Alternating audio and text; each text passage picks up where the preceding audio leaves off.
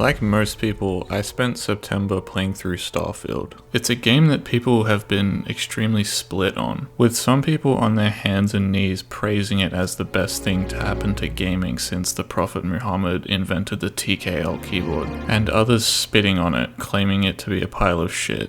I sit in neither of these camps. I, along with I think most people, exist somewhere weirdly in the middle. Starfield for me is very often a lot of fun, but ultimately its world is too empty and too unwelcoming that it fails to encapsulate me the way other Bethesda games have. I was more excited for this game than any other piece of media since Fallout 4 in 2015. Which was 8 years ago, by the way, in case you needed to be reminded of your own mortality. Fallout 4, despite its mixed reception, is probably my favorite game.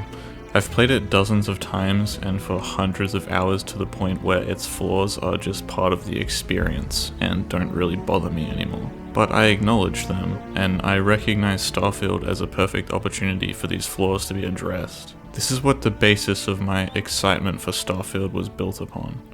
Like most people, I was pretty skeptical. Not skeptical enough to avoid pre-ordering the $170 deluxe edition for 5 days early access, an action I will continue to be ashamed of, but I was skeptical nonetheless. I was right to feel this way, it turns out, because for all my excitement, I only got through 37 hours of this game before it stopped being compelling to me. This is a game that is built to last me 100 hours.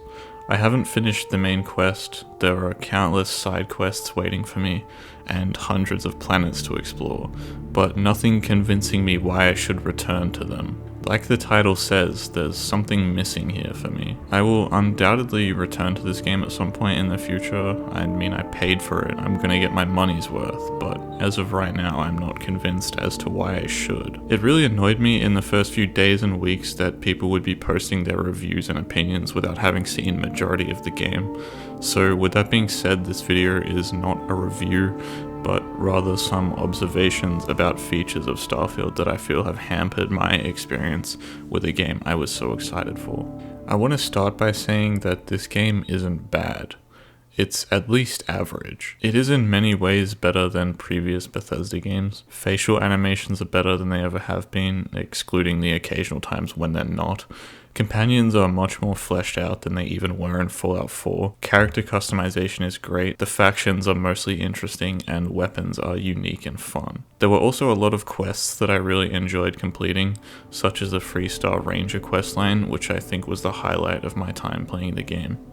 I don't agree that this game is outdated, and I definitely don't agree that it's overrated. The online reception to this game has been so infuriating, from the constant Baldur's Gate 3 comparisons to people not even playing through 9 hours of the game before posting their thoughts. The other side of the coin were people who play the game, but because everyone else is piling onto it, they too feel they have to, and so they hyperfixate on some minor element of the game and use that as a reason enough to write the whole thing off as terrible. Anyway, I could talk for hours about how stupid I think people's opinions are, but we all have them regardless, so there's no sense in worrying too much about it. I think part of the reason why this game is so divisive is because its positive features are so often counteracted by its negative ones. In addition to the fact that it's Bethesda, a studio which takes years in between publishing its games, and so each one is always so anticipated that they run into a cyberpunk-like problem.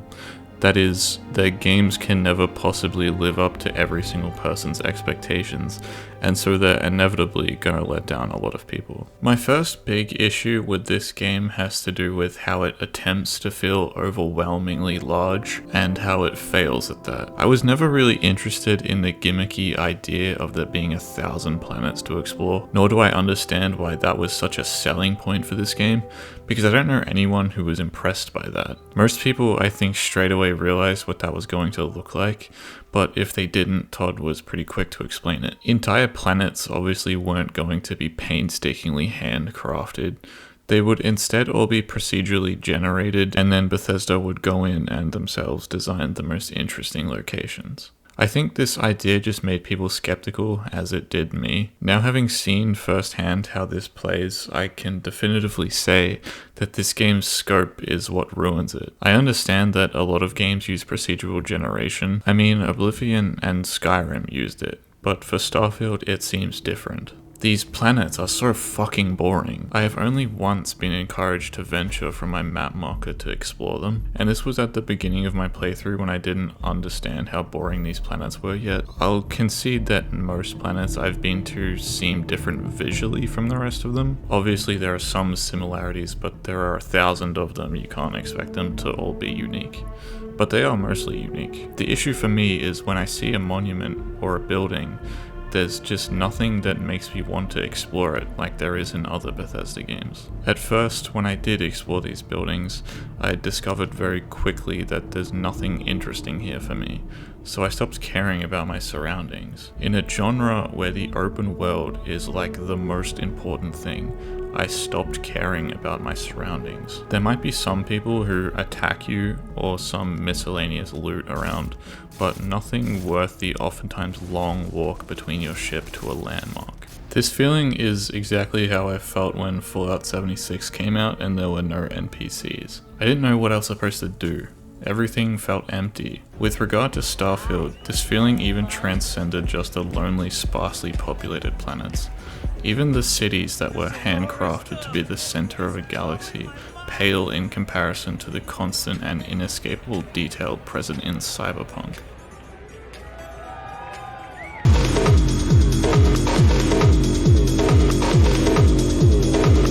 This is why I would have preferred like 10 or 15 fleshed out interesting planets instead of 1,000 uninteresting ones that merely imitate the feeling of scale. For example, Jemison is the main story planet, and if they had have just fleshed out the Alpha Centauri system and made it possible to actually fly between planets, I think the game would be infinitely more enjoyable. Quantity rarely takes precedence over quality, and this game is a perfect example of that. I also don't buy into the idea that it's realistic that so many planets are barren, therefore it makes sense that they be represented in the game and so I'm the idiot. I think that's a lame excuse, because while it may be realistic that most planets are gross, unlivable environments, that doesn't make me feel any better about the prospect of interacting with them. I'm not even suggesting that they be filled with buildings, characters, and quests, but I want something to do. And building outposts or mining resources isn't enough. I'll get into that more in a second. This might be the biggest game Bethesda has ever made, but it absolutely does not feel like it, because space travel is literally non-existent, and to get anywhere you need to fast travel. Bethesda RPGs always have fast travel, and it's always the primary way that players get around. But the difference with Starfield is that you don't even have the option to not use it, meaning that the distances between places can't be felt and are virtually non-existent. When you're on a planet, you don't have to fast travel, but in this situation, I again feel like I have to because there is not a faster way to cover these annoying distances. Clearly the devs felt the same way, because you can now fast travel to something if it is within sight. They didn't bother adding space horses or drivable buggies like you might expect. I just don't understand why a smaller world with more detailed planets was foregone in order to have 100 galaxies and 1,000 planets. It's a trade-off that was in no way worth it, and makes this game no longer feel like a Bethesda RPG. But my most major complaint with Starfield is how its world completely failed to feel like a second home to me. This might sound like an absurd expectation, and in some ways it is, but I'll explain what I mean. In my last video, I talked about how the world of Skyrim is so perfect that it makes me want to live in the game. You only need to exist within this environment for a short time before you understand this feeling, and when you start to make your way through the game's story, this feeling only grows stronger in tandem with your understanding of the lore and how this world works. This is an incredibly strong feeling to evoke from something as simple as a game world, but Bethesda does it. They always do. My disappointment in Starfield stems from its inability to recreate this feeling of belonging and homeliness, as has been done so successfully in the past. I think the cause for this again goes back to the way in which the world is designed. The fact that I actually can't fly my ship between planets and instead have to watch a cutscene of taking off, entering light speed and landing again really disconnects me from feeling as though this is a real place. What also contributes to this feeling is how very difficult it is to build a safe space for your character. In Skyrim, you can buy a house or build one and decorate it with your belongings that you've gathered whilst playing. In Fallout 4, you can not only buy or build and decorate your own house, but can rebuild entire towns through the simple but fun workshop mode. By doing these things, I'm turning a landscape which is merely a backdrop into one that I can tangibly interact with, one that is a livable space. In Starfield, they went with the workshop mode again, attempting to expand its functionality, but accidentally made it terrible. Building anything purposeful anywhere is costly. It requires resources with long fucking names that I can't for the life of me remember. In Fallout 4, I struggle to remember the names of things I need, and resources in that game have much simpler names than they do in Starfield. In Fallout 4, I need aluminum, steel, and screws. In Starfield, I need aluminum, beryllium, and tau-grade rheostat. You can of course build with less complicated materials. My point is that I never know what I need, or for what. You could, I suppose, argue that with time I would understand components and their uses better. But I want to know now. I don't want to have to learn this shit. I've only twice attempted to build anything, and in both cases I gave up after 15 minutes, deeming the process too frustrating or too time consuming. For context, most of my hours in Fallout 4 were spent in the workshop. Literally as soon as I leave the vault, I start scrapping and building. The workshop is not a throwaway feature for me like it is for so many others. That's so disappointing. I think that it was a genius addition to the series, and I was looking forward to how Bethesda would expand upon it.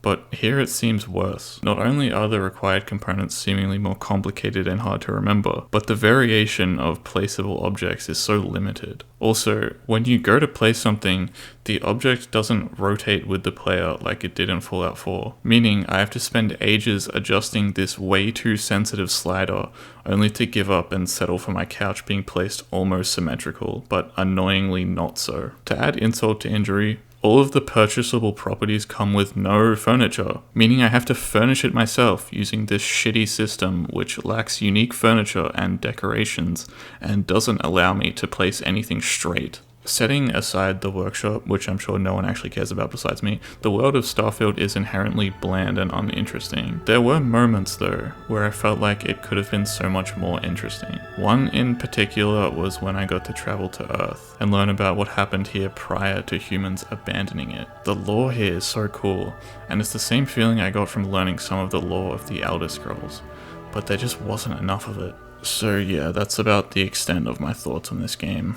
I'm not going to go to the extent of declaring this game as either extreme of terrible or amazing, because I don't think it's either, and to do so would be ingenuous for the sake of a YouTube title. Like I said in the beginning, there are many positive aspects of this game, and most people who play it seem to mostly enjoy their experience, and I don't want to invalidate that at all, because I too enjoyed a lot of my experience. It's really great to finally see a Bethesda game regardless of anyone's individual thoughts on the game itself.